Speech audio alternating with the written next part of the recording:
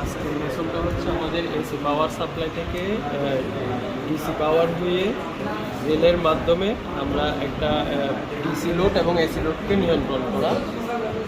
তো এই সার্কিটটির মধ্যে প্রথমে আমাদের পাওয়ার সাপ্লাই এসি 220 ভোল্ট দিয়ে পাওয়ার সাপ্লাই থেকে 24 ভোল্ট সাপ্লাই হচ্ছে। পাওয়ার সাপ্লাই থেকে আমাদের এখানে 24 ভোল্ট আউট হচ্ছে। 24 ভোল্ট আউট হওয়ার পরে আমাদের প্রথমে